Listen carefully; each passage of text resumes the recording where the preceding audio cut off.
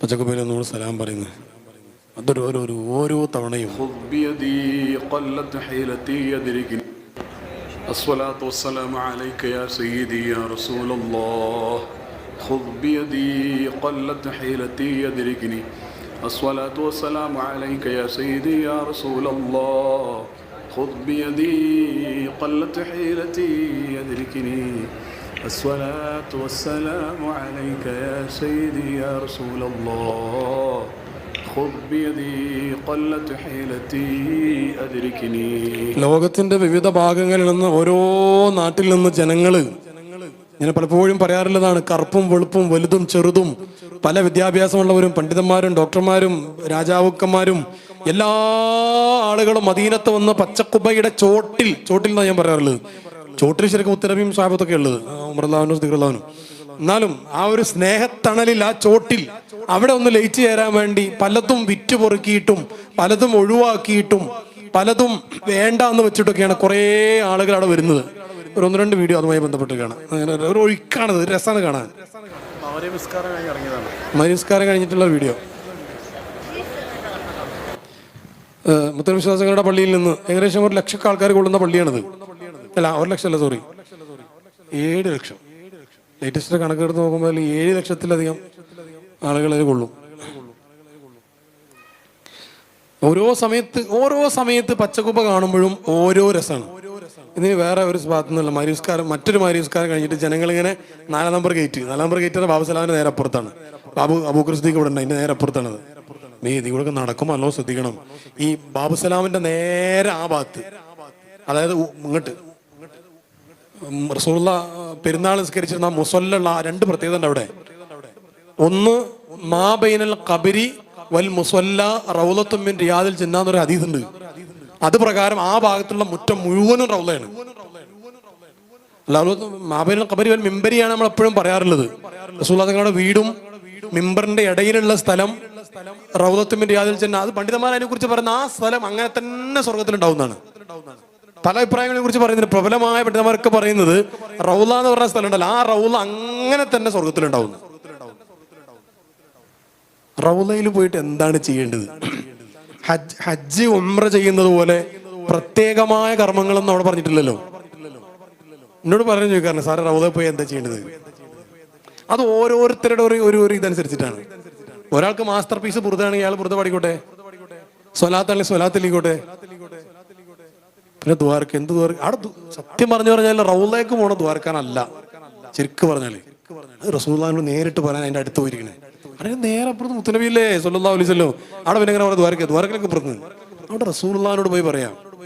കേരളത്തിലുള്ള വലിയൊരു പണ്ഡിതൻ ഒരു റൗളയിൽ ചെന്നിട്ട് ഇങ്ങനെ സലാം വീട്ടിയിട്ട് റസൂലുള്ളാഹിന്റെ ഭാഗത്തേക്ക് തിരിഞ്ഞിരുന്ന്. അപ്പൊ ഒരു പണ്ഡിതൻ, അല്ല അപ്പുറത്തുള്ള ഒരു അറബി പറഞ്ഞു ഖിബല അങ്ങോട്ടാണ് പറഞ്ഞു. ആ പണ്ഡിതൻ പറഞ്ഞു ഖിബലത്തുൽ ഖിബല എവിടെയാണ് പറഞ്ഞു. ഇത് ഖിബലത്തുൽ ഖിബല റൗളയിലൻ ഖുബല, ഇത് ഖിബലത്തുൽ ഖിബല, റൗളയിലൻ ഖുബല, വിളിക്കൂല ബിലാ മുഹല, വരണം മൗതിൻ ഖബല, വിളിക്കൂല ബിലാ മുഹല, വരണം മൗതിൻ ഖബല. അപ്പൊ എന്താണ്, നബി സല്ലല്ലാഹു അലൈഹി വസല്ലം തങ്ങൾ അവിടെ ഇരുന്നിട്ട് അവിടെ ഖിബലത്തുൽ ഖിബല മുത്തുനബി സല്ലല്ലാഹു അലൈഹി വസല്ലം തങ്ങളാണ്. അപ്പൊ അവിടുത്തോട് മിണ്ടി പറഞ്ഞ് കാര്യങ്ങളൊക്കെ പറയാൻ വേണ്ടിയിട്ടാണ് അവിടെ പോയിരിക്കുന്നത്. ഇനി ഒന്ന് പറഞ്ഞുതരാം. കഅബ കാണുമ്പോഴും റൗളയിൽ ചെന്നിരിക്കുമ്പോഴും നമുക്ക് ഏറ്റവും പ്രിയപ്പെട്ടതായിരിക്കും നമ്മൾ ചെയ്യുക. ഏറ്റവും പ്രിയപ്പെട്ടത് മുത്തുനബീനല്ലേ. അപ്പൊ അവിടുത്തെ സ്വലാത്തന്നല്ലേ, സല്ലല്ലാഹു അലൈഹി വസല്ലം തങ്ങളുടെ സ്വലാത്തന്നല്ലേ. അവിടെ ഞാൻ എന്നെ കൊണ്ടുവന്നു കഴിഞ്ഞാൽ എനിക്ക് അതിനേക്കാളും സ്ഥാനം ഞാനാണെന്ന് വന്നില്ലേ. എനിക്ക് ഏറ്റവും ഉത്തരം കിട്ടുന്ന പ്രധാനപ്പെട്ട അവസരം വന്ന പാപ്പാനും ഇമ്മാനും കുട്ടികളെയും ഭാര്യയാണ് പറഞ്ഞതെങ്കിൽ ലാ യുഅ്മിനു അഹദുക്കും ഹദീസ് എങ്ങനെയാണ് സൂട്ടബിൾ ആവുക? അത് ശരിയാവില്ലല്ലോ. അവിടെയും ഹബീബ് കടന്നു വരണോ? ഒരാൾ കാബ ആദ്യമായിട്ട് കാണുന്ന സമയത്ത് ഉത്തരം കണ്ട് അവിടെയും മുത്തുനബി കടന്നു വരണോ സല്ലല്ലാഹു അലൈഹി വസല്ലം. അപ്പൊ അയാൾ നേരത്തെ ലാ യുഅ്മിനു അഹദുക്കും അയാളുടെ ജീവിതത്തിൽ പ്രാക്ടിക്കലൈസ്ഡ് ആണെന്ന് വരും, അല്ലെങ്കിൽ അല്ലാന്ന് വരും. ഏറ്റവും ഉത്തരം കിട്ടുന്ന സ്ഥലത്ത് ഞാനും എൻ്റെ കുട്ടികളും എൻ്റെ ഭാര്യയൊക്കെ കഴിഞ്ഞിട്ട് പിന്നെ അപ്പുറത്ത് സ്വലാത്ത് അങ്ങനല്ല. ആ നിർണായകമായ സ്വലാത്ത് ഹബീബിനെ അങ്ങോട്ട് ഓർമ്മ വരണം. അല്ലാഹു തആല നമുക്ക് അങ്ങനെ തൗഫീഖ് നൽകട്ടെ. റൗളയിൽ പോയിരിക്കും സ്വലാത്തിൽ നല്ല രസം, സ്വലാത്തിൽ നിന്ന് പിന്നെ ഹബീബിനോട് നേരിട്ട് പറയാ. അതിനാണ് അവിടെ പോകുന്നത്. ഇപ്പൊ പണ്ടത്തെ പോലെ ഒന്നും അല്ല കേട്ടോ. മാഷാ അല്ലാഹ്, നമ്മൾ അവിടെ റൗളയിൽ ഇരുന്നിട്ടും നമ്മുടെ പുറത്ത് ഇരുന്നിട്ടൊക്കെ ഒരുപാട് കർമ്മങ്ങൾ നമ്മൾ ചെയ്തിട്ടുണ്ട്.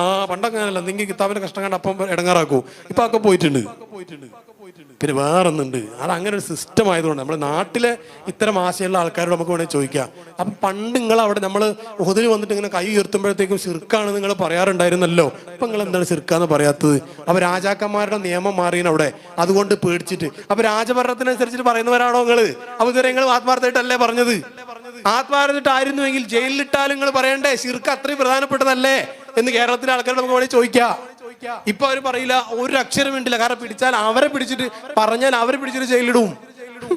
അപ്പൊ അവർ ഇത്രയും നേരം പറഞ്ഞത് രാജാക്കന്മാർ അനുകൂലമായതുകൊണ്ടാണ്. ഇപ്പൊ രാജാക്കന്മാർ അങ്ങനെ പറയണ്ടെന്ന് പറയില്ല. അത്രേ ഉള്ളൂ.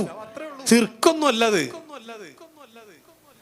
സാധുക്കളാണ്, അവർ പറഞ്ഞിട്ട് കാര്യമില്ല. പിന്നെ എന്താണെന്നറിയോ, നബി സല്ലല്ലാഹു അലൈഹി വസല്ലം തങ്ങളോട് പറഞ്ഞാൽ അവിടുന്ന് കേൾക്ക് ഉത്തരം കിട്ടുന്ന ആ ലോകം മനസ്സിലാവാത്തവരോട് അത് പറഞ്ഞിട്ട് കാര്യമില്ല. അവരോട് ഉണ്ടായിരിക്കാന്നല്ല, നിങ്ങൾ അള്ളാഹിനോട് പറഞ്ഞോളി. കാരണം എന്താണെന്നറിയോ, അള്ളാഹു റസൂലുള്ളാഹിക്ക് കേൾപ്പിച്ചു കൊടുത്തു കഴിഞ്ഞു. എന്താ കാട്ടുക? ഏൽപ്പിച്ചു കൊടുത്തു കഴിഞ്ഞ്.